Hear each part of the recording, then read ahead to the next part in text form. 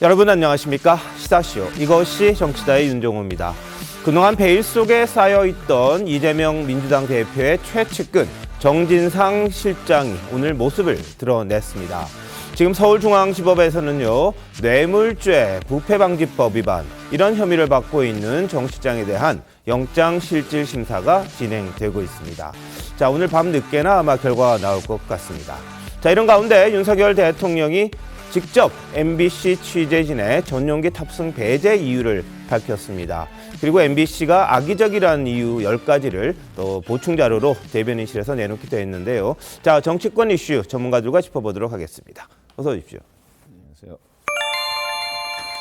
네, 오늘 오후 2시부터 이재명 대표의 최측근 정진상 실장에 대한 영장실질심사가 열리고 있습니다.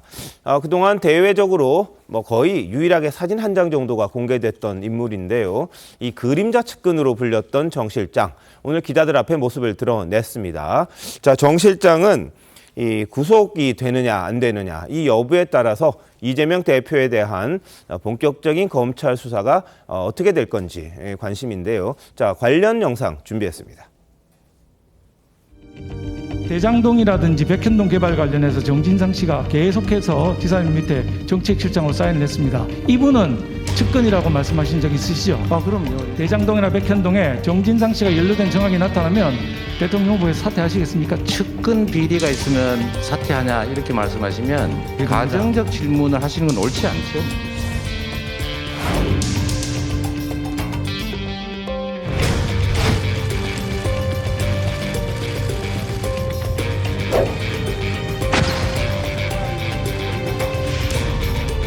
현 검찰 정권의 수사는 증자살인 3인 성호입니다.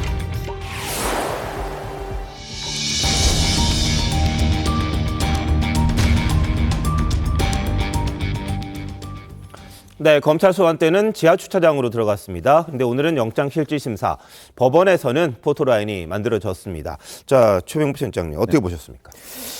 흔히 우리가 정진상 실장의 최근 모습, 아무도 본 사람이 없다. 심지어는 당직자들조차도 본 적이 없다. 이렇게 얘기하는 사람들이 굉장히 많았어요. 근데 오늘 이제 저 나온 사진은 가장 최근의 모습입니다.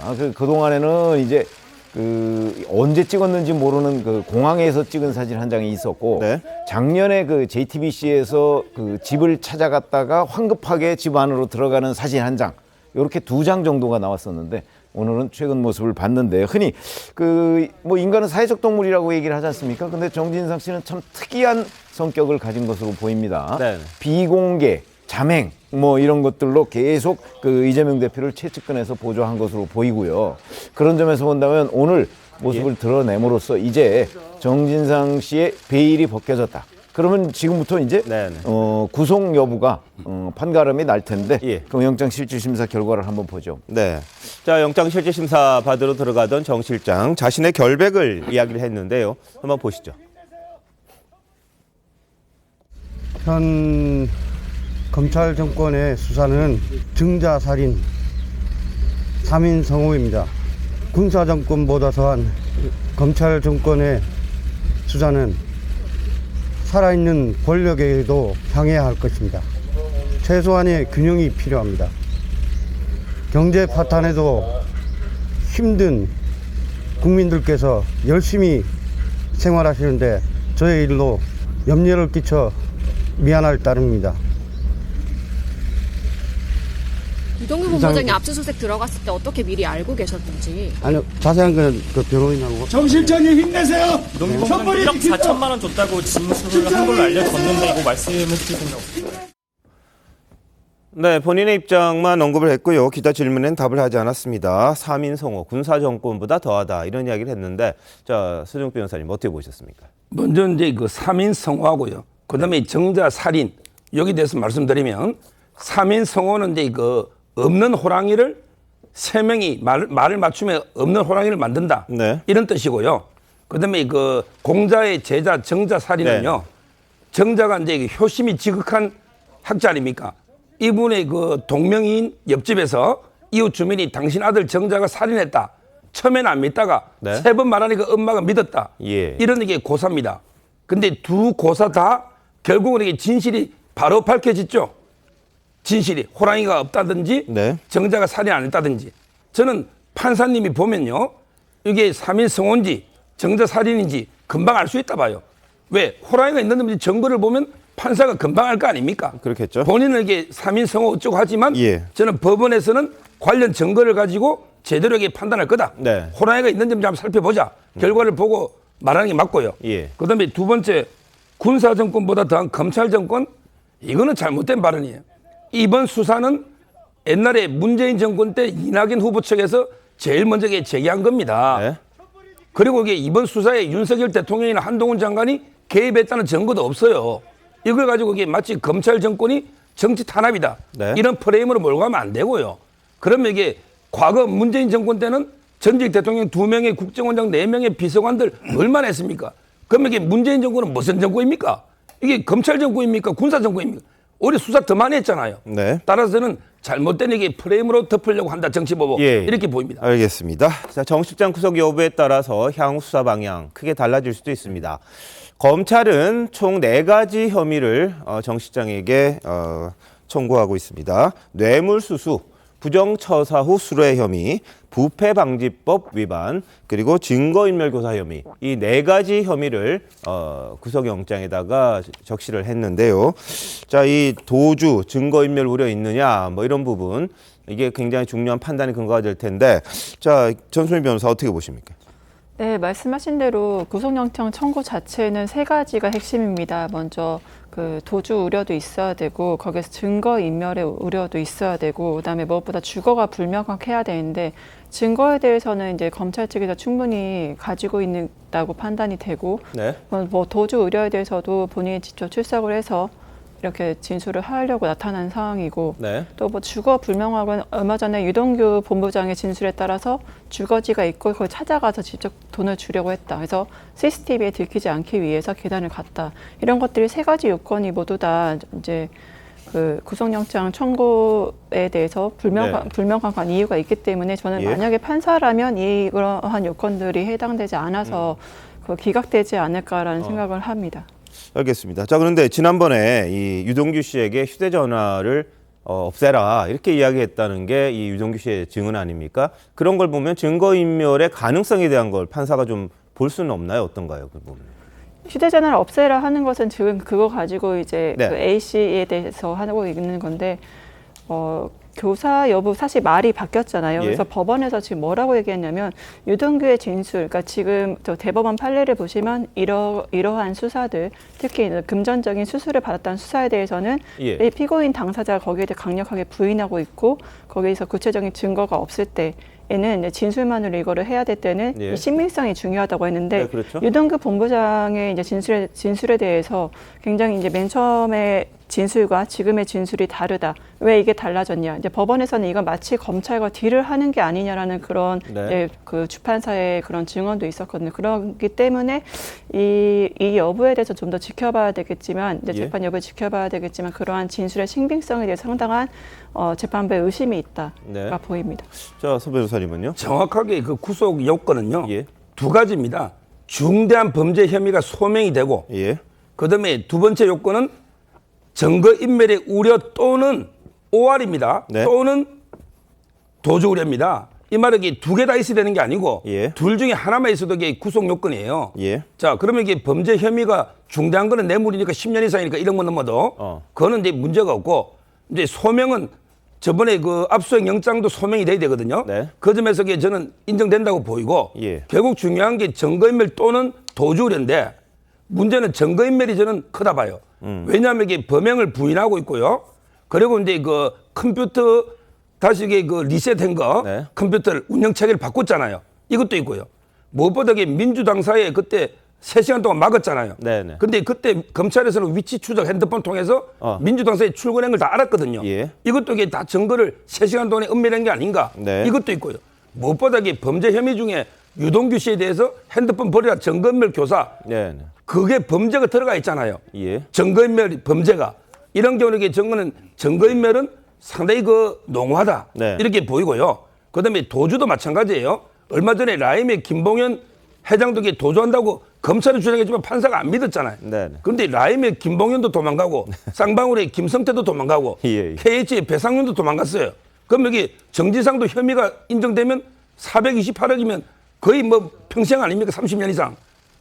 양형 요건이. 도망 안 간다고 이게 누가 장담합니까? 네. 따라서 저는 뭐 둘 중에 하나만 있어도 되는데 둘 다 해당되면 그건 넉넉한 거죠. 예.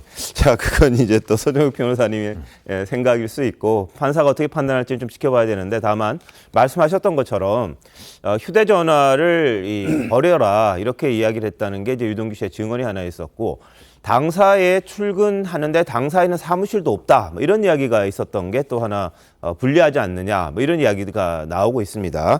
그런 부분에 있어서 이 구속영장이 인용이 될지 어떨지는 좀 지켜봐야 되겠습니다만 이 판사가 오늘 구속영장 실질심사하는 판사가 지난번 김용 부원장에 대해서 구속영장을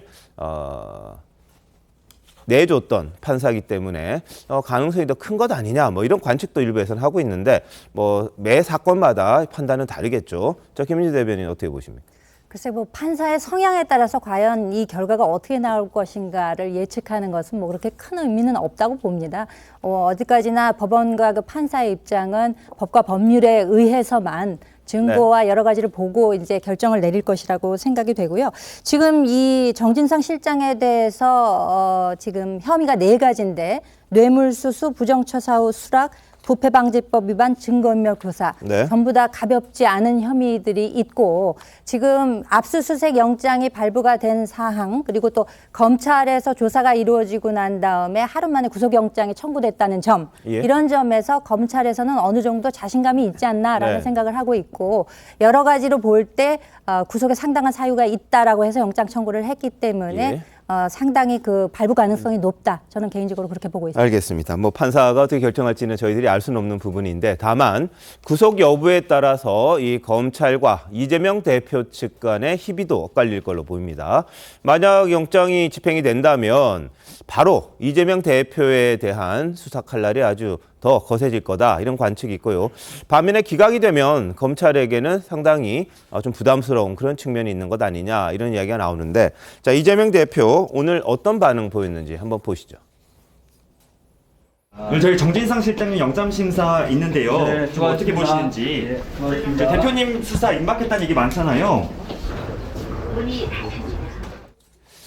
예, 참 기자도 그러네요. 대표 앞에서 이제 본인 수사 임박했다 이런 질문을 할 수밖에 없는 그런 상황인데, 자 김영주 의원님 어떻게 보십니까? 글쎄요, 지금 그 김용 씨의 제명에 비해서 정진상 씨의 제명이 결코 낮지 않고 또 정진상 씨는 공직을 계속했기 때문에 훨씬 더 검찰이 어떤 그 구명하기에 여러 가지 증거를 갖고 뇌물죄를 적용하기에 상당히 더 유리한 시점이 있습니다. 그렇기 때문에 실제로 보면 그 김용 씨를 구속했다는 면에서 정진상 씨의 구속 가능성을 훨씬 똑같은 판단으로 본다라면 높게 볼 수밖에 없는 어떤 상당한 이유가 있다고 보여지고 만약 그렇게 됐을 경우에 정진상 씨까지 구속이 됐을 경우에는 실제로 당내에서의 이재명 대표에 대한 어떤 그 리더십에 뭐 뭔가 굳건함이 흐트러질 가능성이 많다. 그렇지 않아도 지금 노웅래 경우에는 왜 두 사람에 대해서 당이 집중적으로 변호하는 대신에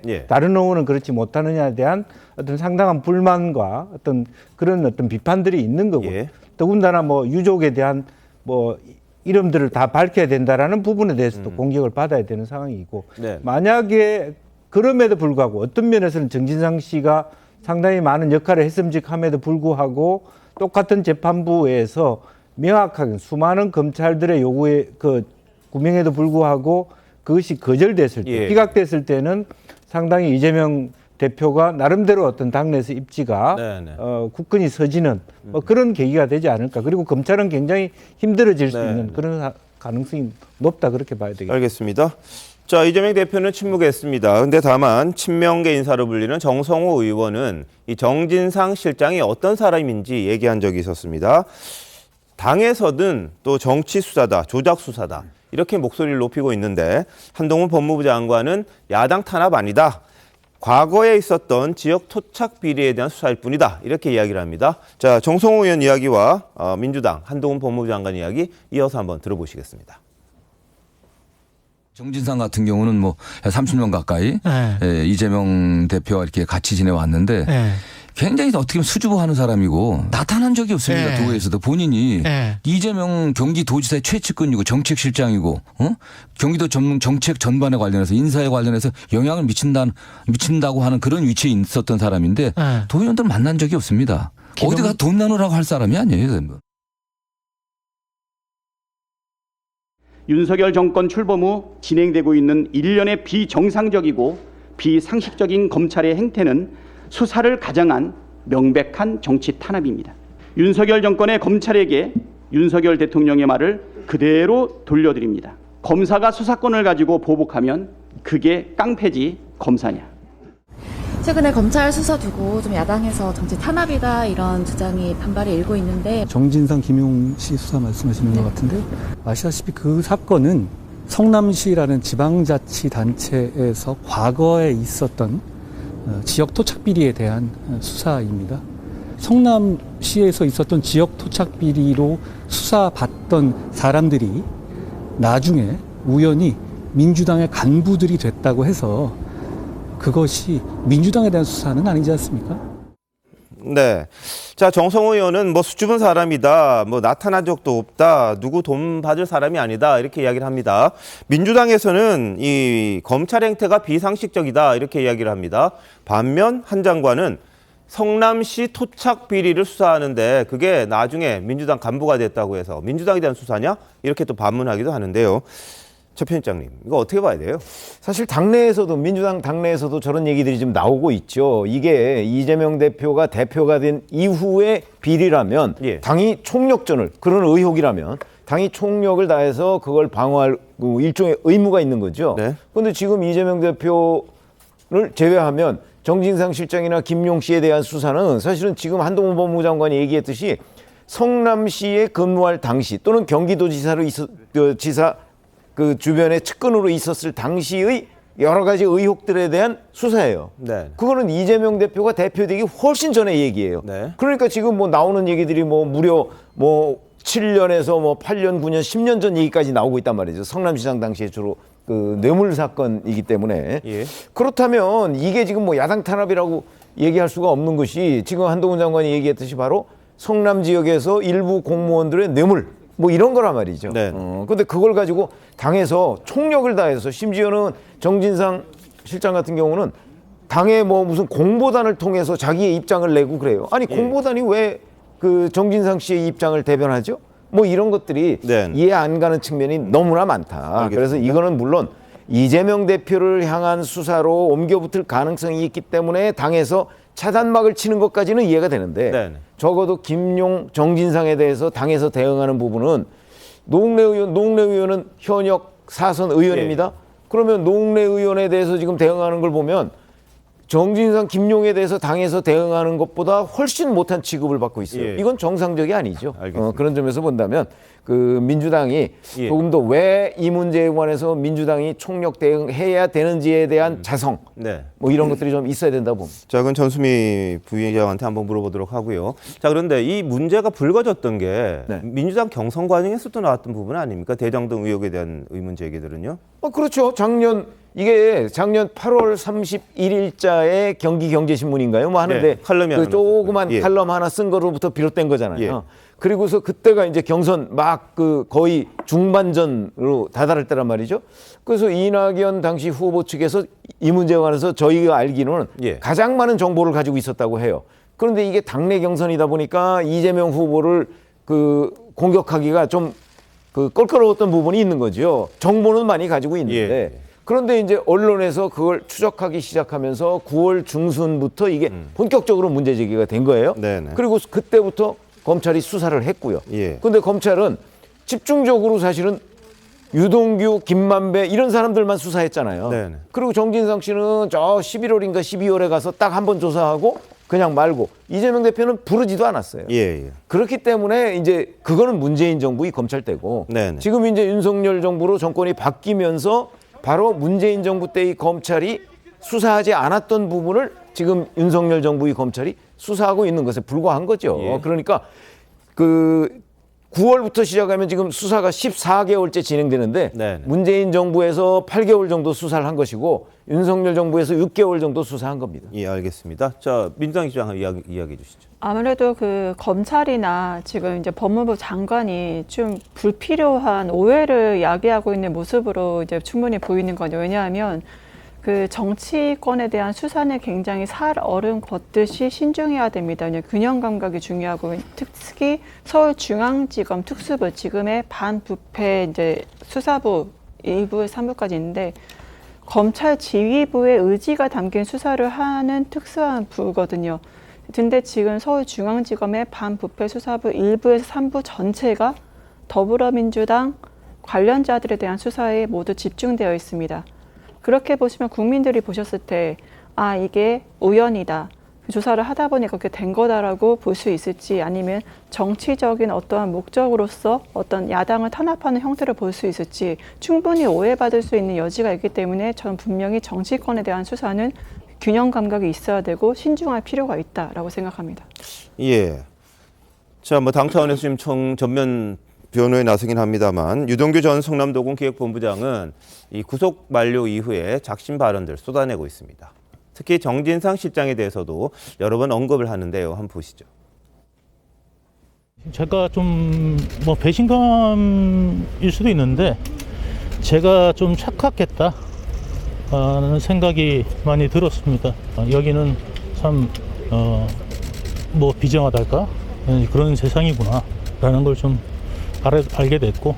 누구에 대한 착각이었나요? 형제들이라고 불렸던 이제 그런 사람들의 어떤 생각이나 내용들이 제가 생각했던 것들은 상당히 다르구나. 네, 집으로 오라 했으니까 집으로 간 거죠. 아무래도 엘리베이터는 그 상식적으로 CCTV가 있다 생각하니까 그 사람들이 배려해가지고 무거운 몸을 두고 5층까지 걸어 올라왔던 건데 어쨌든 좀 뭐 보여주고 싶었어요 그때는. 그 형제들이 그러니까. 네, 뭐 당시엔 좀 보호해주고 싶었는데 생각이 많이 바뀌었다 이런 입장을 이야기했습니다. 그리고 현금 줬다는 자신의 진술이 거짓이란 주장에 대해서 이제 정면 반박을 했고요. 정 실장과 대질, 난 언제든지 할 수 있다 이런 입장을 이야기했습니다만 검찰이 이를 허용하지는 않았습니다. 자, 어떻게 보셨습니까? 먼저 이제 그 형제들에 대한 배신감 이야기했잖아요. 요거는 이제 그 정진상은 이제 그 이재명의 관우로 불렸고요. 그다음에 유동규는 장비로 불렸어요. 물론 이제 이분들이 도원 결이 복숭아꽃이 있는 도원에서 결의한 건 아니에요. 룸살롱 결의입니다. 룸살롱 결의. 결국에 룸에서 우리 평생 형제로 가자. 김만배 주도하에 이렇게 결의를 했는데 근데 문제는 유동규 씨가 압수수색 당하기 전에 김용 정지상이가 전화를 7, 8번 했잖아요. 예. 근데 결국 700억이나 천화동인 너가 다 떠안으라 저는 이런 의미로 봅니다. 근데 문제는 사반은 김만배 대장동 일당이요. 다 이게 뇌물을 줄 때는 그 권한이 있는가 없는가 그걸 다 파악합니다.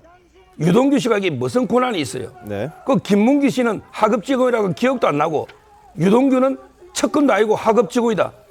솔직히 성남 도계공에서 할 수 있는 게 없어요. 예. 모든 대장동에 짜는 거는 정진상 실장이 서명하고 이재명 시장이 네. 결제를 해야만 되는 거 아닙니까? 예. 그래서 놓은 게 바로 이제 김만배가 그분 거다 700억 원. 그다음에 남욱 씨도 남욱 변호사도 결국에 이재명 척이다. 네. 이렇게 세 명이 놓은 거예요.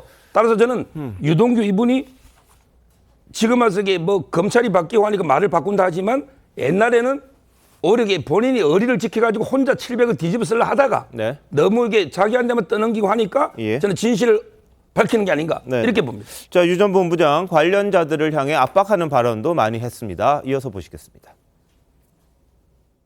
내가 하는 건 내가 벌받으시고 다른 분들이 벌받을 것 같으면 다른 분들이 벌받을 증거를 다 채웠다고 생각하는지 모르겠는데 흔적 같은 건 다 지워지는 게 아니니까. 대질 조사하겠다고 뭐나 얼마든지 하죠. 당연하죠. 저는 사실대로 진술만 하면 돼요. 그리고 그거에 대해서 뭐 문제 있으면 또 벌을 받아야 되는 거고 아예 제가 확실하게 어떻게 된 일인지를 소상히 밝히려고 하고 있습니다. 정 실장이 직접 돈을 갖고 오라고 지시를 한 거예요, 그때? 제 재판 통해서 다 밝혀질 겁니다. 제가 뭐 했다 이런 것들 오히려 정쟁으로 삼으려고 하는 게 없고요. 기겁이라는 단어는 숨어서 쓰는 건 아닌 것 같아요. 예, 오늘 뭐 대장동 특혜 의혹 재판에 출석을 했는데 출석할 때는 말 안 했습니다. 나갈 때 답을 할 건지는 좀 지켜봐야 되겠는데요. 이런저런 보도들도 이어지고 있습니다. 특히 이재명 대표를 위해서 뭐 사적인 비용을 대줬다 이런 진술을 검찰에 한 걸로 JTBC 보도가 있긴 했습니다. 다만 이재명 대표가 뭐 이런 부분을 직접 알았는지에 대해서는 뭐 불명확합니다. 다만 유동규 씨는 자신이 개인적으로 비용을 댄 게 이재명 대표를 위해서다 이렇게 진술했다는 내용도 나와 있긴 합니다.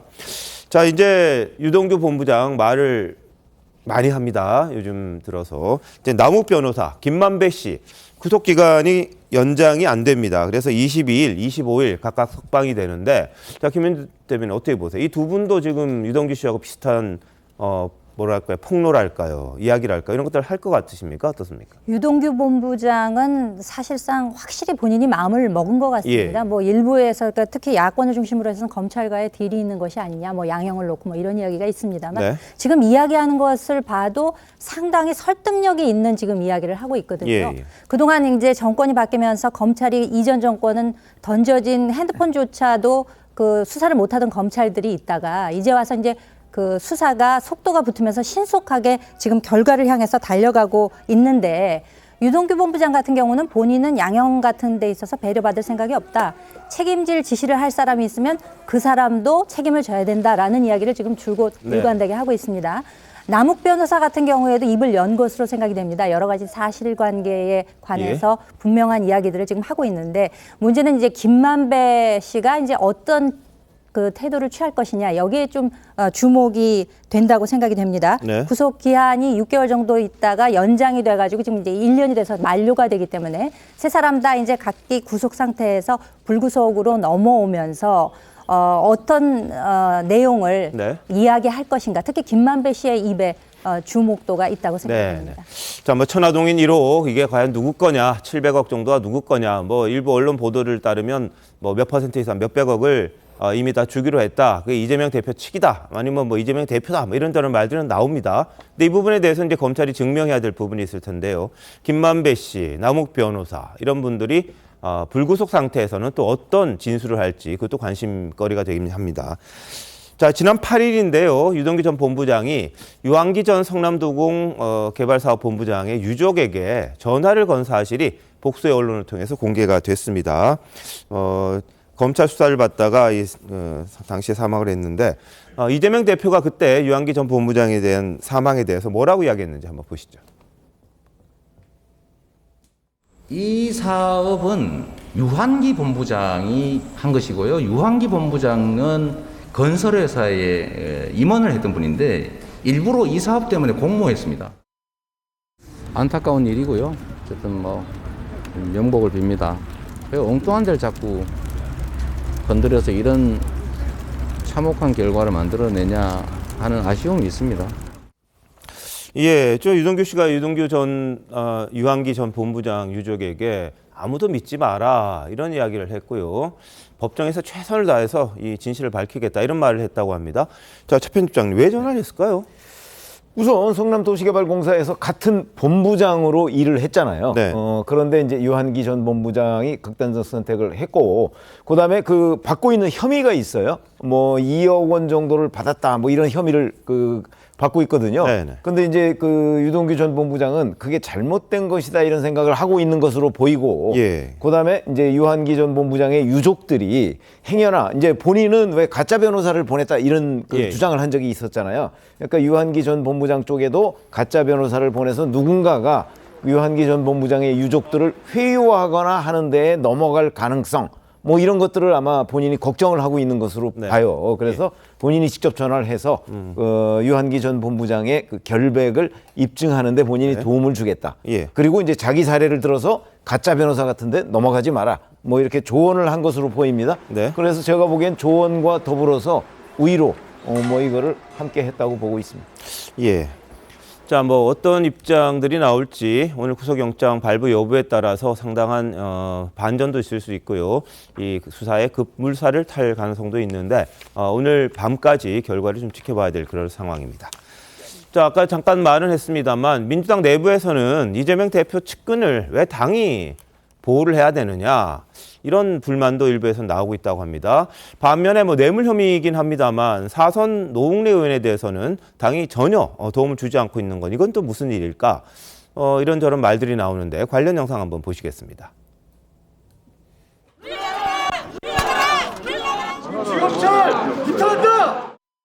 정 실장은 진실 하나만 믿고 있다. 추가 조사가 있더라도 당당하고 떳떳하게 임하겠다는 입장을 전해왔습니다. 더불어민주당은 정치 탄압 수사에 덮인 진실을 찾아내겠습니다. 박찬대 의원께서 노웅래 의원 수사 관련해서 하셨는데 당 차원에서 대응이 되게 당 차원이요? 지금 어제 갑자기 압수수색이 들어오고 저희들이 이 문제에 대한 어떤 실체적인 접근을 하기에는 좀 시간이 좀 모자랍니다. 그래서 그 문제에 대해서는 조금 더 저희들이 예의주시할 생각이고요. 네, 자 김용 부원장 그리고 이 정진상 실장에 대해서는 뭐 상당히 엄호를 하는데 노 의원 기자회견 때는 의원이 한 명도 안 나왔다 이런 지적도 좀 있습니다. 이와 관련해서 조홍천 의원의 이야기 좀 부적절하다 이런 이야기가 있었고요. 김동연 경기지사 말도 있는데 이어서 한번 들어보실까요? 이게 무슨 당무와 관련된 일이냐 아니잖아요. 성남시장 혹은 경기도지사로 재직할 때 있었던 일이잖아요. 근데 왜 당이 나서지? 당의 대변인 혹은 뭐 공보실 뭐 이런 데서 왜 나서지? 그렇잖아요. 그리고 예를 들어 뭐 다른 당직자라면 이렇게 했을까? 그렇죠. 뭐 그러면 답이 굉장히 군색해집니다. 법에서 수사는 누구에게나 이 공정하고 엄중해야 되겠거든요. 제기된 이 의혹과 문제에 대해서 당사자가 성실하게 소명하고 또 해명하고 결과에 책임지는 뭐 그런 것이 원칙이라고 생각을 하고요. 네, 자 뭐 당내에서도 이렇게 조금씩 비판적인 목소리가 나오고 있습니다. 자 김영주 의원님 생각 한번 들어보고 우리 전수미 변호사 한번 이야기해 주세요. 두 가지로 좀 구분해서 볼 필요가 있습니다. 그러니까 김용, 정진상 이 두 분의 경우에는 사실은 당사로 말하자면 민주연구원이라는 곳으로 왔다 보니까 이제 당사에 들어오는 것에 대해서 상당히 반대하는 입장들이 많이 있어서 격렬하게 당이 전체적으로 항의하는 모습을 보여 있고요. 상대적으로 노웅래 의원 같은 경우는 노웅래 의원 자체가 그 당시에 한노위에서 예결 소위 특위 논의를 하는 중에 갑자기 그 압수수색이라는 소식을 듣고 나갔기 때문에 실제적으로 당내에서도 같이 이 이야기를 알고 도와주고 말고 할 개념이 없이 이렇게 당했던 것 같습니다. 그러다 보니까 이제 한 명이 나올 수밖에 없는 상황이었고 그럼에도 불구하고 진짜 그 문제를 떠나서 실제적으로 CCTV를 봤는데 5층까지 걸어왔다 안 걸어갔다 하는 유동규 씨의 말에 대해서 당이 전반적으로 그것을 반박해야 되냐 하는 부분에 있어서는 한동훈 장관의 말이 맞아요.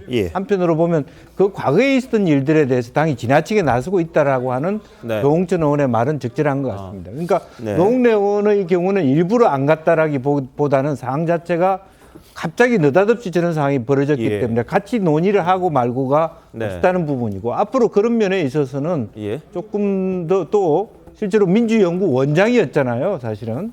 원장이었는데 사실은 또 본의 아니게 또 원장을 그만두면서 이 일이 벌어졌기 때문에 공교로운 부분도 있습니다. 어쨌든 당이 좀 균형을 빨리 잡아줬으면 하는 바람입니다. 저 전수미 대변인. 네, 이거는 아마 예측 가능성의 여부에 따라서 정도가 좀 달라진 것 같습니다. 왜냐하면은 잘 아시겠지만 김용이나 아니면 정진상 실장 같은 경우는 결국에 타겟이 그 당사자들이 아니라 이재명 대표를 타겟으로 하는 주변 최측근 수사라는 점에서 당에서 예측 가능성이 있었기 때문에 지금 대응을 하고 있는 상황인데 노웅래 의원 같은 경우는 전혀 예측 가능성이 없이 이제 압수수색을 했기 때문에 대응할 시간이 없었다라고 보입니다. 그렇기 때문에 그렇지만은 지금 현재 국회의원이고 민주연구원 원장이셨기 때문에 과거와 같은 이제 김용 부원장처럼 뭐 민주연구원 압수수색하는 뭐 그런 행태를 보일 수도 있는 만큼 이제 당에서 거기에 대해서 적절성으로 대응을 할 것으로 보입니다. 그런데 이제 그 민주당 내부 시선이 아닌 이제 외부에서 객관적으로 보기에 상당히 부자연스러운 것은 사실입니다. 왜냐하면은 이제 당직자들에 대해서는 전체 당이 나서가지고 뭐 변호에 가깝게끔 이렇게 의견을 발표하면서도 노웅래 의원이 지금 현역 사선 중진 의원인데 혼자 나가서 기자회견장에서 하고 예. 이후에 논평도 굉장히 짧은 걸로 하나 정도 나왔단 말이에요. 예. 그러니까 이게 어떻게 보면 왜 저러는가라는 생각이 분명히 들 수밖에 없는 것이고 그리고 사실상 정진상, 김용희 두 분에 대해서는 이재명 대표와 좀 일체화하는 경향이 있지 않나라는 그런 생각이 네. 들 정도입니다. 그렇기 예. 때문에 대선 과정에서 그 이재명 당시 대선 후보가 이런 얘기를 한 적이 있습니다. 민주당의 이재명이 아니라 이재명의 민주당이라고 이야기를 한 적이 있는데 마치 그 이재명의 민주당 거의 뭐 사당화에 가깝게 된 것이 아닌가 예, 예. 뭐 그런 생각마저 들 정도입니다. 알겠습니다. 자, 뭐 이재명 대표는 측근들이 잘못 저질렀다고 자, 다 책임질 것 같으면 뭐 여기 남아남는 공직자가 누가 있겠냐 이런 이야기까지 했거든요. 그렇다면 본인과는 무관하다면 당 차원에서 이렇게 대응하는 거는 무슨 뜻일까? 뭐 이렇게 좀 생각하시는 분도 있을 것 같아요. 그래서 이런저런 비판들이 있는데 뭐 지금 뭐 이재명 대표를 향한 검찰 수사가 있을 걸로 예상이 되다 보니까 전면전을 펼치는 게 아닌가 이런 해석도 같이 나오고 있습니다. 자, 이런 가운데 노웅래 의원에 대해서 오늘 검찰이 추가 압수수색을 했습니다. 현금 3억 원 정도를 어제 봤어요. 찾았었는데 그 부분은 영장에 기재가 안 돼 있어서 오늘 다시 영장을 발부받아서 현금 3억 원대를 압수수색을 했다고 합니다. 근데 들리는 말로는 봉투에 그대로 들어있고 뭐 기업의 이름이 들어있는 그런 돈다발 봉투가 있었고 노웅래 의원은 이게 출판 기념회 그리고 부친상 부조금을 모아놨던 것이다. 한 3억 원 정도 되는데 이렇게 해명을 하고 있습니다. 다만 본인의 재산 신고에는 현금은 없다 이렇게 돼 있기 때문에 이게 또 맞느냐 논란이 있을 수 있어요. 검찰은 이 돈의 성격을 지금 파악하려고 한다 이렇게 이야기를 하는데 자, 최 편집장님 부친 부조금을 보관했다 그러는데 이게 아니 예를 들어서 그건 뭐 보관할 수 있죠. 그런데 이제 그 출판 기념회에서 받은 돈이다 이렇게 얘기하면 출판 기념회가 2020년 1월 달에 있었어요. 1월에 있었으면 그해 4월에 총선이 있었거든요. 그 1월에 한 아마 그러니까 보통의 정치인들이라면 다 인정을 할 텐데 그 총선에 쓰기 위한 뭐 자금 뭐 이런 거 아니겠습니까? 그런데 그로부터 지금 내년 1월이면 3년이 됩니다. 그런데 그거를 가지고 있다? 그거는 뭐 도저히 이해가 안 되는 부분이고 그러니까 이게 이제 검은 돈일 가능성 뭐 이렇게 얘기를 할 수가 있고 다만 이런 건 있습니다. 거기에 보면 이제 기업의 이름이 있는 거다. 근데 기업이 자기 그 기업 이름을 써가지고 뭐 검은 돈을 주지는 않죠. 그렇죠. 다만 그것도 신고가 안 돼 있으면 정치자금법 위반이 될 수가 있습니다. 그렇겠네요. 무슨 얘기냐면 500만 원 이상은 개인이 후원할 수가 없잖아요. 그렇기 때문에 국회의원한테 500만 원, 뭐 이게 5만 원권으로 지금 알려져 있는데 5만 원 경우에는 봉투에 그 500만 원 이상이 들어갑니다. 그렇기 때문에 그거는 이제 한번 봐야 될 부분이 있다. 그다음에 부친상 얘기를 하는데 저거야말로 정말 해명의 실수인 것으로 보여요. 그렇지 않아도 제가 찾아봤습니다. 노승환 전 국회 부의장이잖아요, 부친이. 2014년 5월 24일에 돌아가셨어요. 그럼 지금 8년 전입니다. 8년도 넘었어요. 근데 그때 부조금을 지금까지 현금으로 가지고 있다? 글쎄 이걸 믿을 사람은 없을 것 같아요. 그런 점에서 본다면 지금 뭐 이제 본인이 압수수색을 받고 장롱 속에서 현금 다발이 무더기로 발견되니까 뭐 좀 당황한 탓인지 뭔지는 모르지만 그 해명이 선뜻 납득이 되지 않는다. 이런 점에 대해서 아마 검찰도 비슷한 생각일 것 같아요. 그러니까 그 돈의 성격, 누구한테 받았는지 이런 부분에 대한 추가 수사를 벌일 것으로 보입니다. 자, 뭐 사업하시는 분한테 뭐 이렇게 돈을 받았다. 이게 검찰의 지금 주장입니다. 압수수색 영장에 적혀 있는 거고요. 한 6천만 원 정도 이야기가 돼 있는데 이 사업가 박 씨라는 분은 이 주긴 줬다. 근데 6천만 원은 아니고 5천만 원이고 그냥 뇌물이 아닌 선배에 대한 일종의 격려금이었다. 정치 잘해달라. 이런 이야기를 하고요. 이권 청탁도 아니고 노는 땅을 어떻게 활용할지 그 제안을 한 정도지 뭐 자기 사업을 도와달라 이런 말을 한 적은 없다. 또 이렇게 이야기를 합니다. 자, 어떻게 보세요? 그거는 이제 그 포렌식이 다 됐거든요. 박모 씨. 포렌식이 다 됐기 때문에 그 내용 있잖아요. 부탁 내용. 이것도 이게 다 이미 그 검찰에서 보고를 했고요. 그다음에 그 3억에 있잖아요. 요즘은 이제 그 압수수색 영장이 포괄적으로는 안 됩니다. 그러다 보니까 이게 의심 가는 돈이 있어도 추가로 영장을 받아야만 되거든요. 근데 아주 급할 때는 그 자리에서 받는 경우도 있어요. 그 자리에서 바로 법원에 가가지고 한두 시간 내에 받는. 근데 문제는 이제 노웅래원이 도망갈 정도는 아니니까. 예. 그래서 아마 다음 날 추가로 이제 압수수색 영장을 받아가지고 집행을 했는데 요즘 이제 그 수사 기법을 보면요. 종이 같은 거는 이게 몇 년도 종인지를 다 감정으로 알아내요. 그런 예를 들어 이제 그 출판 기념회가 2년 전에 있었잖아요. 네. 그러면 이 종이 봉투가 1년 전에 건지 올해 건지 2년 전 건지 그것까지 이게 다 감정으로 알아냅니다. 그런가요? 그래서 이제 그와 그 과학 수사가 발전해 있기 때문에 뭐 제가 보기에 그 아버님은 8년 전에 돌아가시니까 그 말이 안 되고 그다음에 출판 기념회도 2년 동안 수억 3억을 보관한다. 우리 판례 보면 이게 출판 기념회를 빙자해서 책값보다 과다하게 많이 준 거는 다 이게 그 정치자금법 위반을 봅니다. 따라서 책이 몇 건 팔리는지 이런 걸 이게 다 조사해보고 시점을 보면 금방 이게 밝혀질 걸로 보입니다. 알겠습니다. 노 의원은 검찰의 야당 탄압 기획 수사다 이런 주장을 합니다. 보시죠. 지금 저 부당한 저 검찰 수사에 언론이 가서 춤추지 않았으면 좋겠어. 완전히 허위 사실을 흘려갖고 언론 플레이하고 여론몰이 해갖고 결국에는 뭐야? 그냥 범법자 만드는 거 아니에요 지금. 언론에 대해서는 허위 사실 보도에 대해서는 정정 보도 요청을 이제 신청할 거예요. 그리고 이렇게 과잉 수사와 그리고 이 표적 수사 그리고 이 탄압 수사에 대해서는 내가 내 정치 생명을 걸고 싸워서 결백을 밝힐 거예요. 그러니까 어떤 부분이 허위 사실인지 설명을. 수억 원의 돈 뭉치가 어디 있어요? 얼마가 됐든 간에 돈이 조금 있다 그러면 그거는 사실상은 영장 압수수색 품목도 아니에요.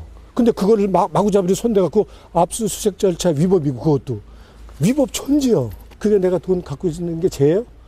아니잖아. 그게 부당하게 내가 돈을 어디서 얻어갖고 했다면 문제지 뭐. 부의금이나 출판기념회 때 받으신 그런 얘기를 할 거 없잖아. 내가 얘기 다 했잖아. 예, 자 노 의원 저렇게 이야기하는데요. 한동훈 법무부 장관 입장은 어떨까요? 이어서 한번 들어보실까요? 노웅래 의원이 검찰 개혁이 제대로 되지 않아서 자기가 조작된 수사를 받고 있다.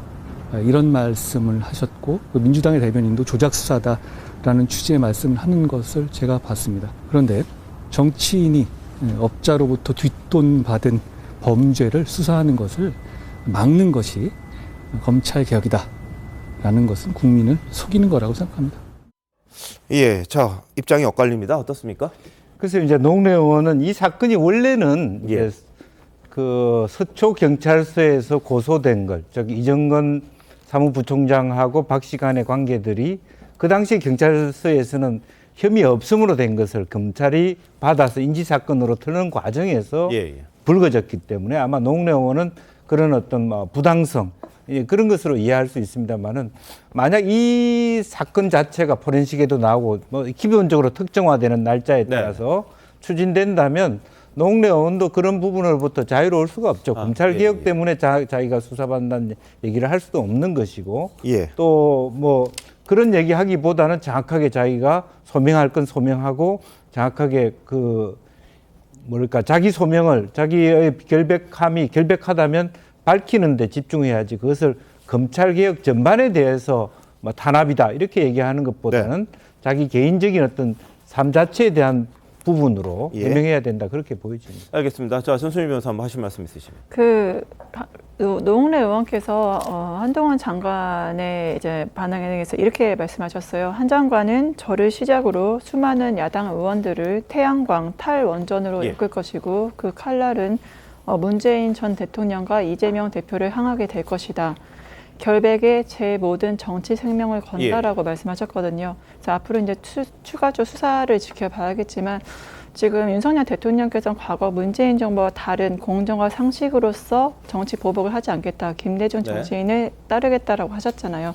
우리나라 역사가 정치 보복, 이명박 박근혜 대통령을 위한 정치 보복, 노무현 대통령을 위한 정치 보복의 고리를 좀 끊을 필요가 있고 지금의 서울중앙지검 반부패 수사부가 전격적으로 어떤 특정 당을 향해서 조사를 하는 행태 자체가 또 다른 정치 보복으로 불필요한 오해를 야기할 수 있다는 점에서 검찰권 행사에 대한 좀 절제 그리고 최소한의 균형을 보여줄 필요가 있다고 좀 보입니다. 알겠습니다. 근데 이재명 대표가 옛날에 이런 말 했죠. 적폐청산이 정치 보복이라면 백날 해도 된다. 이런 말 한 적이 있거든요. 그래서 이 부분이 과연 적폐인지 아닌지 검찰이 증명해야 될 겁니다. 법원의 이 검찰 주장을 설득을 못한다면 이게 뭐 정치 보복이 될 수 있을 텐데 그만큼 검찰도 책임감을 갖고 증거를 중심으로 해서 뭔가 제대로 잘못한 사람들 잡아야 되지 않나 싶은 생각이 드네요. 자, 이 부분은 또 어떻게 될지 한번 지켜봐야 될 상황입니다. 자, 이런 가운데 자녀 입시 비리 혐의로 재판을 받고 있습니다. 정경심 전 동양대 교수, 오늘 오후 휠체어를 탄 채 법원에 출석을 했습니다. 검찰은 오늘 정 교수에게 이 대학 교수로서 이 기득권과 특권을 이용해 정의롭지 못한 결과를 만들어낸 위법 부당한 방법으로 자녀들에게 교육 대물림을 시도했다. 이렇게 이야기를 했습니다. 징역 2년을 구형했습니다. 자, 이건 앞서 유죄가 확정된 사건과는 다른 아들에 대한 입시 비리 관여 혐의인데요. 자, 오늘 법정에서 속보가 좀 나왔습니다. 정경심 정 교수가 결백을 호소하면서 수감 생활에 교훈을 새기며 살겠다고 선처를 호소했는데 본인이 오열을 하면서 이렇게 이야기를 했대요. 아들, 남편의 삶을 자신이 망쳤다. 이 조국 전 장관이 나는 그러니까 공직에 임명된 배우자가 사퇴하고 기소된 거 생각하면 지금도 눈물이 난다 그랬고요. 나는 천하의 나쁜 아내이자 엄마다. 이런 말도 했습니다. 그러고요. 사퇴한 이후에 기소된 것 정말 눈물 나는 일이다. 이런 이야기를 했습니다. 그리고 학교 폭력을 당한 아들을 보호하는 게 절실했기 때문에 이런 걸 했는데 이거조차 집에서 이 치는 시험을 아들을 위해서 돕게 된 거는 사실이다. 다만 교수의 지침을 잘 모르고 남편까지 같이 이렇게 하게 된 거 할 말 없다. 이런 이야기도 했다고 합니다. 남편을 굳이 왜 끌어들였을까? 이런 이야기도 했다고 하고요. 남편이 공범으로 기소된 거는 정말 억장이 무너지는 일이다. 오늘 오열하면서 법정에서 본인과 관련된 이야기를 했다고 합니다. 그리고요. 동양대 컴퓨터를 가져갈 때 남편은 없었다. 이게 증거 자료로 인정이 된 부분인데요. 그 안에서 여러 가지 이 표창장 위조라든지 이런 것들도 나왔지 않습니까? 그 사건과는 좀 무관한 부분이 있습니다만 동양대 컴퓨터와 관련된 거는 남편은 그 자리에 없었다. 이런 입장도 이야기를 했고요. 수감 생활 교훈으로 반성하면서 살겠다. 이런 말도 했다고 하네요. 자, 오늘 정경심 전 교수의 말을 보면 아들을 도와준 거에 대한 인정을 한 것 같아요. 그동안 이제 무죄를 주장하는 상황은 맞는데 다만 본인이 아들을 도와준 거는 아들이 이 학교 생활 잘 적응이 안 됐던 부분, 그래서 미국에서 시험 보는 걸 좀 도와준 거다. 근데 남편 끌어들인 건 정말 잘못된 일인 것 같다. 이렇게 또 이야기를 했다고 합니다. 자, 어떻게 보십니까? 이거는 이제 저번에 딸의 여러 가지 이제 비리로 4년 받았잖아요. 이번에 아들의 혐의는 크게 보면 이제 서울대 공익인권법센터 딸도 이게 문제됐지만 아들도 문제가 됐거든요. 그건 이제 허위 발급 또는 이제 우리 최강욱 의원 있잖아요. 이분도 이게 허위로 봉사 시간 이런 이제 허위로 한 거 이런 것들이 아들의 문제로 이제 재판을 또 추가로 받은 거죠. 네. 그런데 저는 이 부분은 이게 조국 교수를 빼고는 설명이 안 돼요. 예. 왜냐하면 이게 서울대 인권법센터니까 이건 조국 교수가 이제 담당이니까 주도적으로 할 수밖에 없잖아요. 네. 그리고 이제 최강욱도 조국 교수의 지도 학생이거든요. 석사 논문 지도 교수. 네. 따라서 이제 조국 교수도 당연히 공범으로 처벌될 수밖에 없고요. 예. 저는 2년 구형되니까 물론 이게 좀 선처는 될 겁니다. 왜냐하면 이게 법적으로 이런 걸 사후적 경합범이라는데 이미 한 번에 재판 받을 걸 분리해가지고 2번 받잖아요. 네. 이런 경우는 이게 법에 감경한다는 조문이 있거든요. 네네. 따라서 약간 이게 선처는 아마 4년 때문에 예. 될 수가 있고요. 예. 다만 이제 조국 교수는 처음 재판받기 때문에 네. 오히려 이제 책임 무거울 수 있는 거죠. 알겠습니다. 조국 전 장관도요, 지금 법정에서 진술한 내용이 있습니다. 지금 나가는 부분, 공직자와 교수로서 자녀 문제 깊이 사과드린다 이런 이야기를 했고요. 장관 지명 후에 집안이 멸문지화를 당했다 이런 이야기를 했습니다. 전직 공직자, 대학 교수로서 자녀들의 인턴 증명서가 문제가 된 점 깊이 사과한다 이런 말도 했습니다. 그리고 청와대 민정수석으로서 이 주말도 없이 긴장 늦추지 않고 근무하면서 힘들어 치과 치료까지 할 정도였는데 당시 자식의 대학 진학에 세세하게 도움을 주는 건 불가능했다. 이런 언급을 했습니다. 그러니까 본인이 자녀 입학과 관련해서는 한 일이 없다. 이런 취지로 이야기를 한 것 같습니다. 그러면서 제 소명에 귀 기울여 달라. 그 전에 이제 첩첩히 더 씌워진 정치적 낙인에 연연하지 말고 제 소명에 귀를 기울여 달라. 이런 입장도 언급을 했다고 합니다. 어떻게 보세요? 아니 지금 이제 분위기는 확 달라졌네요. 조국 그 전 장관과 정경심 전 교수의 그 얘기를 보면 뭐 사과도 들어가 있고 그다음에 이런저런 전체적인 분위기가 상당히 달라졌지만 저는 기본적인 틀은 다 유지하고 있어요. 결국 그 예를 들어서 정경심 전 교수 같은 경우는 조국 전 장관은 여기에 관여하지 않았다 이렇게 얘기를 하고 있고 조국 전 장관은 지금 본인이 그 구체적으로 이 범죄 행위에 개입돼 있지 않았다고 얘기하고 있는 거잖아요. 그렇다면 저는 사실관계가 중요하다고 보거든요. 그러면 그동안에 검찰이 기소한 내용들, 뭐 아까 얘기했듯이 뭐 서울대 공익인권법센터 인턴 확인서를 뭐 어떻게 한다든가 아니면 그 최광욱 의원이 근무하던 그 로펌에서 인턴 확인서 발급해줬는데 그것도 허위라고 돼 있고 뭐 이런 것들을 지금 아직도 부인하고 있는 것으로 보여요. 그렇다면 본인들이 저런 약간은 정서적인 접근을 통해서 뭐 지금 재판부에 뭐 선처를 호소하고 있는지는 모르겠으나 근본적인 사실관계에 있어서는 여전히 과거와 그 별로 달라진 것이 없다. 뭐 이 부분에 대해서 그 재판부가 어떻게 판단할지 한번 지켜보시죠. 자, 이번 혐의는요. 조 전 장관과 정경심 전 교수가 공모해서 과거 아들의 생활기록부를 허위로 기재했다. 인턴 증명서를 허위로 발급받은 뒤 고려대 등에 제출해서 대학의 업무를 방해한 혐의, 이걸로 지금 재판에 넘겨졌습니다. 청문회 과정에서 조 전 장관은 어떤 주장을 했는지 다시 한번 들어보실까요? 후보자 아들은 작년에 연세대 정외과 대학원에 입학했습니까? 예, 맞습니다. 서울대 공익인권법센터에서 인턴십을 한 활동 증명서 발급 내역 전체를 봤습니다. 2015년 이후에 지금까지 단 한 건만 발급이 됐습니다. 그게 바로 후보자의 아들입니다. 이것은 제 추측입니다만 연대 정외과 대학원에 서류할 때 들어가지 않았을까? 연대 정외과 대학원 갈 때는 입시는 필기 시험을 보았습니다. 아니 저는 그걸 말하는 게 아니라 필기 시험으로 입시를 이 한 서류가 것이지. 그러면 아드님께서 2017년 10월 달에 이걸 왜 발급받았는지 제가 확인을 해보겠습니다. 저도 확인해서 알려주시고요. 이 서류는 정확한 지금 제가 처음 후보자님. 봐서요. 뭐 사후에 법적으로 이런 인턴 증명이라든지 이런 걸 재단을 하려고 하면 이게 적절하냐, 많은 사람들이 다 관련이 될 텐데 이게 좀 과하다, 이런 입장을 이 조국 부부는 이야기를 하고 있는데요. 자, 어떻게 보십니까?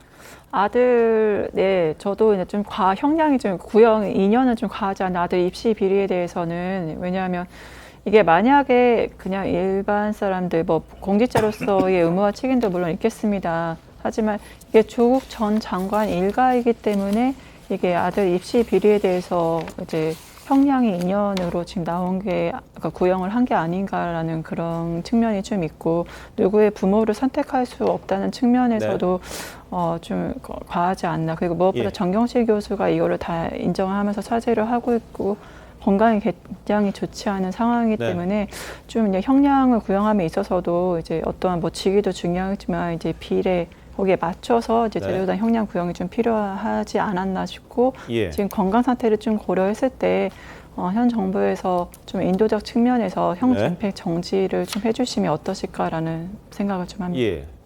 자, 이 부분에 대해서는 강백신 부장검사가 최종 의견 진술에서 이런 이야기를 했습니다. 검찰은 누가 처벌받느냐, 여긴 관심이 없다. 관심을 둬서도 안 된다.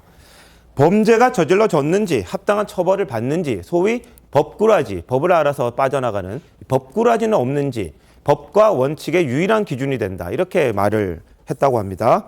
반면 조 전 장관 측 변호인은요, 검사들이 선택적으로 자의적으로 수사해서 기소를 하면 입시 공정과는 전혀 다른 목적으로 이 사건이 활용될 수밖에 없는 게 현실이다. 이렇게 항변을 했다고 합니다. 자, 검찰의 주장, 법원이 이번에는 어떻게 판단할지 한번 지켜보도록 하고요. 이 조 전 장관은 최근 자신의 이 근황과 심경을 한 유튜브 방송에 출연해서 털어놓기도 했습니다. 온 가족이 기소가 돼서 2019년, 2020년에는 운동을 못했다. 그런데 이제 정신을 차려야겠다고 생각하고 아주 강도 높은 운동을 계속했다.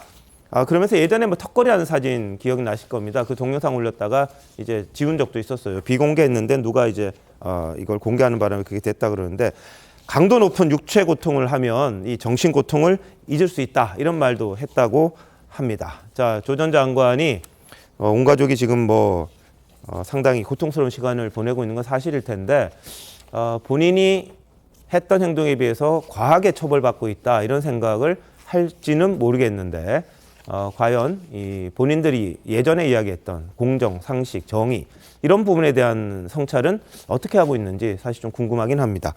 자, 지난 4월에 유튜브 나왔던 모습 한번 보실까요?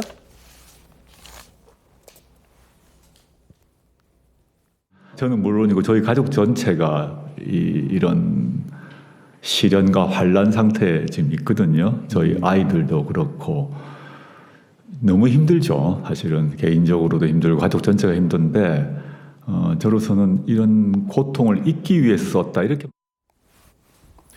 예, 자 김현주 대변인 어떻게 들으셨어요? 글쎄요, 정경심 교수가 건강도 좋지 않고 수술을 최근에 2차례 받았다고 하는데 휠체어 타고 이렇게 법정에 나가는 모습을 보면은 같은 또래의 자녀를 키우는 어머니 입장에서 참 그 심정이 이해가 안 되는 것은 아닙니다. 그렇지만 그렇다고 해서 본인들이 지금 혐의점으로 받고 있는 그 범죄가 합리화될 수는 없다고 생각하고요. 무엇보다 이 두 분은 대학 교수 아닙니까? 의사가 히포크라테스 선서를 하듯이 대학 교수는 자신의 학문에 대한 정직성 이것을 걸어놓고 본인의 직을 수행하는데 예. 본인의 자녀들이라고 해서 아까 조국 교수는 세세하게 민정수석으로서 일하느라고 세세하게 관여할 겨를이 없었다고 하지만 온라인 시험 같은 것도 같이 들어가가지고 치는 정도면 예. 저는 꽤 세세했다라고 생각을 하고요. 예. 무엇보다 조국 전 장관이 예전에 했던 얘기가 있습니다. 가분개로 살아도 행복하면 된다. 전부 다 용이 될 필요는 없다라고 이야기한 적이 있는데 사실 이 조국 정경심 교수 부부의 일로 인해서 우리 사회가 정말 반으로 갈라져서 얼마나 극심한 갈등을 겪었습니까? 그리고 우리 사회의 건강성, 예를 들면 젊은 사람들이 나도 열심히 공부하고 일하면 그에 합당한 결과를 얻을 수 있다라고 하는 같은 출발선상에서 서 있다고 하는 이런 신념을 저버렸다는 점에서는 사회에 끼친 해악이 무척 컸다는 점에서 네. 지금 어떤 그 조건을 붙여서 반성하시기보다는 참 그동안 죄송했고 네. 잘못했다라고 담백하게 오히려 모든 것을 인정하는 것이 낫지 않았을까 그런 생각을 해봅니다. 알겠습니다. 조 전 장관에 대한 아들 입시 비리 의혹과 관련된 1심 구형이 지금 있었고요. 자, 이 한동훈 장관은 지금 민주당 의원들과 굉장히 충돌하고 있는 그런 상황입니다. 그러다 보니까 김의겸 민주당 의원이 요즘 여러 가지에서 부딪혔었죠. 이 청담동 술자리 의혹이 가장 최근이었습니다만. 법무부 공식 유튜브 채널 운영 예산을 전액 삭감하자 이렇게 요구를 한 걸로 알려졌습니다. 김 의원 요구가 이제 예결 소위를 거쳐서 일부 삭감으로 정리가 됐는데 왜 법무부 유튜브를 삭감하려고 했는지 어떤 게 있었길래 그러는지 한번 보시죠.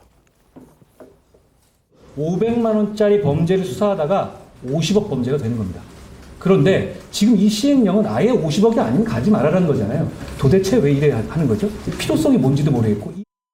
아니 일이라고 써놓고 일하고 해석해달라고 하면 되겠습니까? 그리고 진짜 꼼수라면 위장 탈당이라든가 회기 쪼개기 같은 그런 게 꼼수 아니겠습니까? 1932년에 올림픽 챔피언의 팀플 경기입니다. 이거는 우리의 위대한 양악선의 2022년에 팀플 경기죠. C클래스가 다르지 않습니까? 이건 축적된 노하우나 전달된 자산의 차이일 겁니다. 70년간 축적된 검찰의 기량을 최대한 빨리 흡수하고 배우세요. 그런 다음에 여러분의 주인인 대한민국의 국민을 위해서 여러분의 일을 하십시오. 그게 우리의 일입니다. 네, 자, 한 장관의 모습들이 많이 나오는 게 법무부 유튜브인 것 같아요. 장관 홍보 채널 비슷하게 돼 있는 게 사실인 것 같긴 합니다. 근데 다만 김의겸 의원 술자리 의혹 가지고 지금 서로 좀 맞서 있는 상황이고요. 최강욱 의원 채널A 사건으로 악연이 있습니다. 최강욱 의원도 예산 삭감을 주장했다고 합니다. 자, 이거 어떻게 보셨습니까? 지금 이게 예산이나 네네. 입법권은 이게 국민이 위임한 공적인 권리입니다. 예. 근데 사적인 악감정이나 사적인 이게 의도로 예산권을 전행, 저는 권한을 남용하고 있다. 예. 이렇게 보고요. 제가 알기로 지금 보니까 이게 구독자가 한 8만여 명 되는데요. 아마 이제 그 전임 장관부터 있던 유튜브예요. 근데 그 한동훈 장관이 들어오면서 좀 이게 구독자가 많이 늘어난 걸로 이렇게 제가 알고 있는데 예. 이 예산을 왜 다 삭감을 하는 겁니까? 부처마다 이게 다 요즘은 유튜브로 홍보도 하고 다 하잖아요. 네. 결국 이제 그 한동훈 장관 입장이 많이 반영되니까 오히려 예산권으로 삭제로 맞서는 네. 예. 이런 거 바로 예산권을 사유한 남용한 거죠. 지금 이게 국회에서 이런 게 한두 개입니까? 예. 예산 가지고 윤석열 대통령 예산 다 빼버리고 네. 이재명 예산은 몇 천억 정해가고 이거는 말도 안 되는 저는 의원으로서 행동이 내려봅니다. 알겠습니다. 저는 이걸 좀 감정적으로 보지 말고 나눠야 된다 생각하는 게 한동훈 영상 보시면 법무부 사이트 가시면 알겠지만 주로 한동훈 장관이 하나의 정치인처럼 한동훈 장관을 홍보하는 것처럼 영상들이 좀 많긴 합니다. 아마 민주당 의원들은 그런 점들이 불편하고 이 한동훈의 개인 홍보냐, 홍보 매체로 쓰일 수 있다는 점에서 그거를 예산 삭감을 요구한 것으로 보이는데 반면에 이 법무부가 하고 있는 일들이 정말 많고 뭐 외국인 정책부터 예. 이제 각 형행부터 많습니다. 근데 그런 정책들을 잘 모르고 그 법무부의 기능들을 이해하지 못하는 측면들, 네. 활용하지 못하는 데도 커서 법무부가 하고 있는 정책 홍보적 측면에서 분명히 필요한 예산이기 때문에 예. 이게 감정적으로 대응하지 말고 좀 분리를 시켜서 어떤 것이 진짜 국민을 위한 것인지를 면밀히 심의할 필요가 있을 것으로 보입니다. 알겠습니다. 뭐 국회의 최대의 권한이 세금과 관련된 부분 아니겠습니까? 개인적인 감정이 아니길 바라겠습니다. 다음 이슈입니다. 윤석열 대통령이 동남아 순방 이후 오랜만에 출근길 약식 기자회견을 했습니다. 뭐 이른바 도어 스태핑인데 MBC 기자들을 전용기에서 배제한 논란 직접 입을 열었습니다. 보시죠. 특정 언론사의 전용기 탑승 배제를 비롯해서 논란도 있었습니다. 네. 그런 뭐 선택적 언론관이라는 비판도 이쪽에서 나오고 있는데 자유롭게 비판하시기를 저는 바라고요.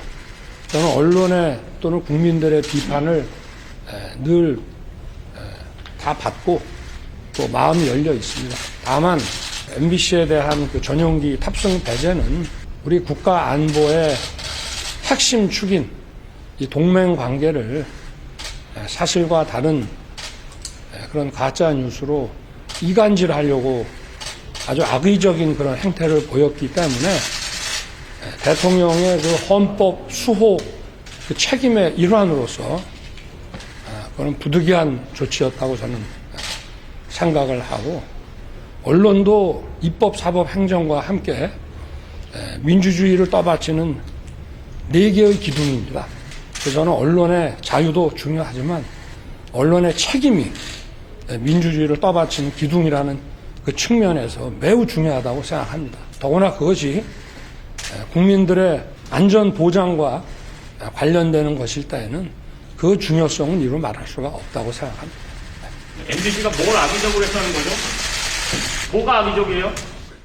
예, 자 MBC 기자가 저렇게 또 이제 뭐가 악의적이냐 이렇게 물었습니다. 보통 이제 대통령의 출근길 약식 회견을 하면 등을 돌리는 순간 사실상 그건 끝나는 걸로 돼 있는데 여하튼 MBC 기자는 자신 회사에 대해서 말을 하니까 저렇게 질문을 던졌고 이 상황에서는 끝이 났어요. 대통령이 들어갔고 대통령실 관계자와 MBC 기자 간에 한 3, 4분 정도의 설전이 또 계속해서 이어졌다고 합니다. 뭐가 악의적이냐, MBC가 뭐가 악의적이냐 이렇게 반론을 제기를 했는데 거기에 대해서 대통령실은 10가지 이유로 서면 브리핑을 통해서 이 악의적인 이유 10가지를 댔습니다. 뭐냐면 음성 전문가도 확인하기 힘든 말을 자막으로 만들어 무한 반복했다. 이게 악의적입니다. 이건 제일 마지막에 이제 이게 악의적입니다. 이 내용을 붙여서 10가지를 했는데 하지도 않은 말 괄호 안에 넣은 거 그리고 특파원이 가짜뉴스 근거로 이 백악관에다가 입장 표명 요구했고 마치 F로 시작하는 욕설을 한 것처럼 기정사실화해서 넣었던 이런 부분 그리고 한국과 미국의 관계는 끈끈하다 이런 걸 회신을 받았는데 보도하지 않았던 거 그리고 본인들은 이 중립적으로 전달했다, 이건 거짓말했다 이런 주장을 했고요. 가짜 뉴스 다른 데도 다 했는데 왜 우리한테만 그러냐 이런 입장들 그런 겁니다. 그리고 김건희 여사와 관련돼서 이제 대역 쓰고도 표시하지 않은 거 이런저런 것들 쭉쭉 10가지를 대면서 MBC가 악의적이다 이런 입장을 밝혔는데요. 자 오늘 어떻게 보셨습니까? 그러니까 저게 이제 일종의 관점의 차이일 수는 있는데 저 가장 중요한 거는 이제 바이든이냐 날리면이냐 뭐 이거 아니겠어요? 바이든이라는 용어가 거기에 이제 그 윤석열 대통령의 말 중에 들어가 있느냐 안 들어가 있느냐 이거 아니겠습니까? 근데 그거 잘 아시다시피 그 음성 전문가들도 그 부분은 확인을 못 하겠다고 얘기를 합니다. 그러면 MBC의 보도 태도가 자기들은 그렇게 그 들린다고 해서 그대로 그걸 바이든이라고 못 박아서 자막으로 그렇게 보도하는 게 과연 정도냐? 이거는 굉장히 저도 기자 오래 했습니다만은 굉장히 문제가 있는 보도 태도죠. 그런 부분에 관해서 나중에라도 문제가 된다면 사실은 이 부분은 우리가 우리의 뭘로 해서 설명할 필요가 있어요. 근데 그 부분에 대한 설명 같은 게 없다는 측면에서 본다면 물론 대통령실이 그렇다고 해서 전용기에 안 태우겠다라는 식으로 대응하는 걸 제가 잘했다고 얘기하는 건 아니지만 적어도 MBC는 취재 보도권이 있는 거 아니겠습니까? 취재 보도권을 가지고 어찌 보면 그걸 일종의 남용으로 이제 저렇게 했다면 이에 대해서 대통령실은 대통령실 나름대로의 그거에 대한 방어를 할 의무가 저는 있다고 생각을 합니다. 저는 그런 차원에서 이해를 하고요. 지금 악의적이냐 아니냐는 부분은 의도의 문제니까. 다만 MBC가 최초에 보도했던 그 바이든이라는 그 문제에 대해서 보도한 방향이나 이런 것들은 잘못된 것은 분명히 잘못됐다. 이렇게 저는 MBC도 인정을 해야 된다고 생각합니다. 저는 정권 교체를 왜 했는지 사실 잘 모르겠습니다. 사실 문재인 정부 때 그 남북 회담에서 특정 기자의 취재를 거부했죠. 거기에 대해서 국민의힘이나 당사자분들 굉장히 비난했습니다. 다른 나라, 다른 대한민국 만든다고 약속하지 않으셨습니까? 그런데 지금 MBC에 대해서 이렇게 대통령 전용기 배제를 한다. 그러면 전에 정권과 다를 바가 도대체 뭐가 있습니까? 미국 같은 경우 권력과 언론의 긴장관계는 너무 당연한 겁니다. 미국도 폭스뉴스나 CNN과 그 대통령끼리 분명히 그런 어떤 욕설이라던가 비난이 있었습니다. 하지만 미국은 어떻게 했는지 잘 알 겁니다. 보수, 진보 상관없이 CNN 기자의 백악관 출입 금지에 대해서 법원에 모두 다 연합해서 법원에 서류를 제출했습니다. 문제가 있다고. 근데 그래서 저는 지금 언론인 분들이, 국민분들이 이거는 만약에 문재인 정부에서 TV조선이나 조선일보 기자에 대해서 취재를 들어오지 못하게 제한한다면 모두 다 목소리를 내야 한다고 생각하고 지금 윤석열 정부가 MBC에 대해서 이런 조치를 하는 것도 목소리를 내야 된다. 그러니까 이거는 진보 보수의 영역이 아니라 언론의 자유, 표현의 자유, 국민의 알 권리를 통제하는 굉장히 심각한 상황으로서 모두가 인지를 하고 전 목소리를 낼 필요가 있다고 생각합니다. 지금 이게 우리 전 변호사님 제가 반박을 하면요. 전 정권하고 이게 뭐가 다르냐고 했잖아요. 뭐가 다른지 제가 이게 설명을 해드리면 지금 이게 김대중 대통령 때는요. 아예 오버했다고 중앙일보를 출입을 금지시켰어요. 청와대 출입 금지. 그다음에 노무현 대통령 때는 아예 기자실에 대못을 박아버렸어요. 해체. 그다음에 문재인 대통령은 탈북민이라는 이유로 아예 북한에 못 오게 배제를 했잖아요. 근데 이번에 윤석열 대통령이 이걸 했습니까? 그냥 민항기 타고 와서 취재를 거부한 것도 아니고 취재 자유롭게 했잖아요. 그리고 청와대 들어가지고 지금 저 질문 하잖아요. MBC가 뭐가 악입니까? 청와대 지금도 출입하고 있잖아요. 따라서 전 정권에서는 완전히 출입 금지, 아예 배제를 했지만 이번 정권에서는 언론 탄압은 전혀 없었다. 다만 이게 관행적인 편의를 제공 안 해준 것뿐이다. 이런 봅니다. 알겠습니다. 자, MBC와 이 대통령실 간의 이 긴장 관계가 계속될 걸로 보입니다.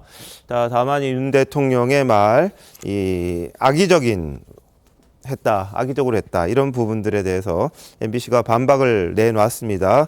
공영방송으로서의 책임을 다하겠다. 이런 입장을 계속해서 언급을 했습니다. 본인들은 그렇게 한 적이 없다. 이런 취지의 입장문을 또 내놓기도 했습니다. 자, MBC와 관계 이렇게 돼 있고요.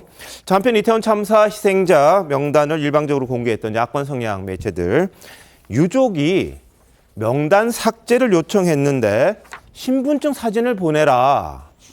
이렇게 요구를 했다고 합니다. 이게 무슨 일인가요? 한번 들어보실까요?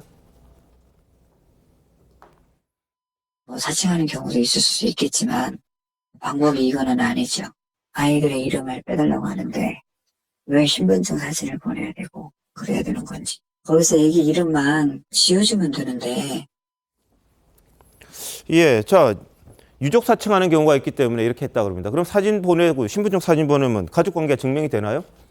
그럼 가족관계 증명서를 또 보내야 됩니까? 본인들이 일방적으로 공개를 해놓고 유족에게는 증명을 하라고 하는 게 이게 과연 정상이냐 이런 반론이 나올 수 있는데요. 자, 김영주 의원님 어떻게 보세요? 우선은 그야말로 민주당이 1차적인 책임이 있다고 봅니다. 그러니까 결국 민들레라든지 더 탐사와 같은 곳과 거의 동일시하고 있다라고 하는 부분. 즉 이와 같은 이재명 대표 또한 유족이 동의한다면이라고 하는 전제를 달았다면 실제로 이 일이 벌어졌을 때 그것을 명확하게 꼼꼼히 따졌어야 됩니다. 최소한 그 말을 했을 때는 한 사람이라도 자기 아이의 이름을 내겠다. 왜 이 정부는 자기 아이의 이름을 내게 하는데 그걸 막느냐라고 주장하는 유족을 찾아냈어야 됩니다.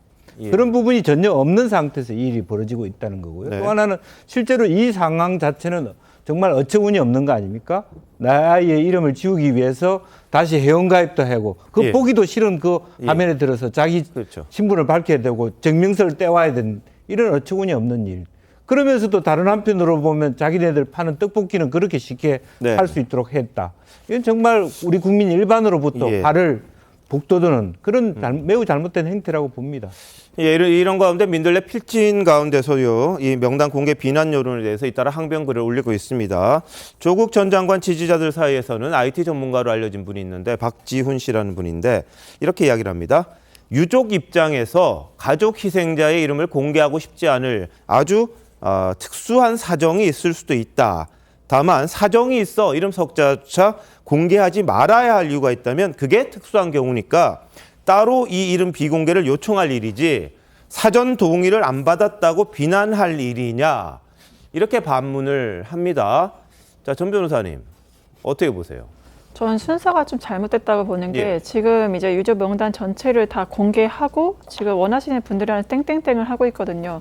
사실 이게 아니라 먼저 언론에서 전체적으로 왜냐하면 정부에서 이걸 정보 제공을 안 하면 언론에서 전체적으로 다 취재를 해서 네. 그 언론 승낙하신 분들에 한해서 했으면 그게 좀 타당하지 않아서 네. 순서가 굉장히 잘못됐다. 알겠습니다. 명단 공개를 일방적으로 하는 건 좀 문제가 예. 있다라고 봅니다. 이 매체들은 여전히 본인들이 상주로서의 역할을 한다고 하는데 해달라는 사람이 없었지 않나 싶은 생각이 좀 드네요. 자, 한편 1박 2일로 한국을 방문한 빈살만 사우디 왕세자. 일본을 가기로 했는데 일본 방문은 취소했다고 합니다. 자, 관련 화면 한번 보실까요?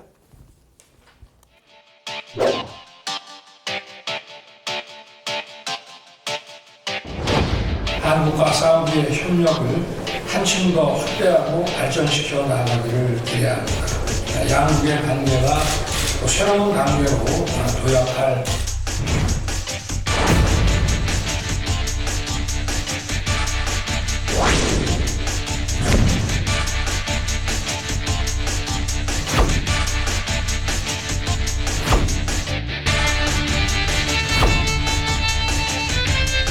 회장님 오늘 어떤 말씀 나오실 거예요? 회장님 오늘 어떤 말씀 나오실 예정인가요?